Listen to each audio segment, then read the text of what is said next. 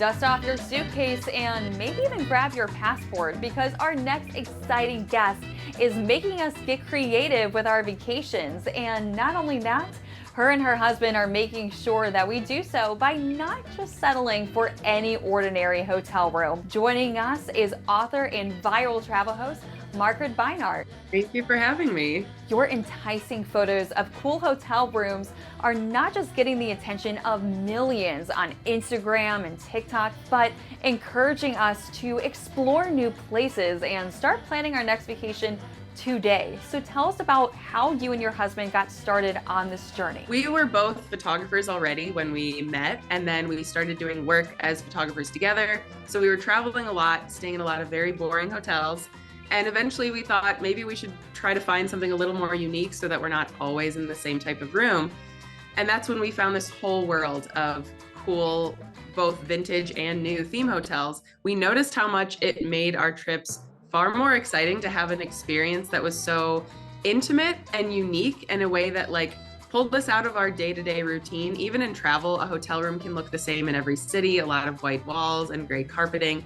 So to stay in hotels with, floral carpeting or a champagne glass tub were just ways to kind of wake us up in a new way and experience something new together. Glancing through the pages, it's not hard to see that there is a unique array of getaways, perfect for couples who are looking for a romantic getaway, but also single gals like myself who are looking to get more out of their getaway. Yeah, I think it's a very fun way to travel. If you're a couple, these places offer from really classic honeymoon suites, heart-shaped tubs, a lot of red and gold and pink.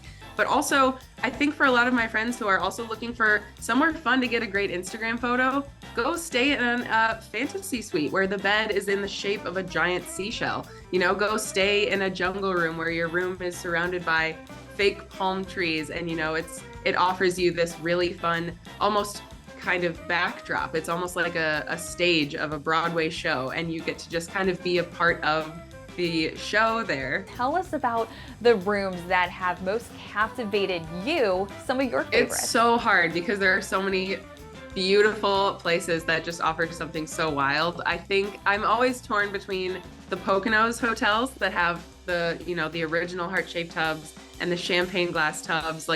Those, there's nothing like that, and I still just love that they still are open today. And then also just a classic theme hotel. I mean, the Roxbury in New York is truly next level. I mean, their suites are truly like movie sets. Every single piece of the room is part of the decor. And I've seen people go where they bring their own costumes and they really do get into the theme. And I think that's such a cool thing to offer. What makes an excellent themed room according to your standards? I think anything that can really pull you out of your day-to-day life. I'm in a cool room. I don't want to scroll the internet. I don't want to see what other people are up to. I'm obsessed with where I am right now because it's so different and cool. And there's a time limit on it. Checkout's at 11. That you only get one night there. Tell us about the affordability of some of these kitschy hotels. The cool thing about this genre, again, is that there's a pretty wide range. So, you might be paying $200 to $300 for a nice hotel room in a big city, but a lot of these places are in smaller towns outside of a big city. They kind of offer locals a way to travel too. So, even we've stayed in places that their theme is travel destination. So we've stayed in a hotel where they have a Rome themed room, and they have a Venice themed room, and they have a Los Angeles themed room, but it might be in Idaho. You know what I mean? It really offers anyone an ability to escape. And aside from getting their hands on your book, Hotel Kitsch, what other travel advice do you have? That's a great question. I think be open to new experiences. So if you're traveling, maybe you're used to staying in the same type of hotel all the time, but maybe look up, a boutique hotel, or look up a historic hotel, and you kind of never know what you'll find.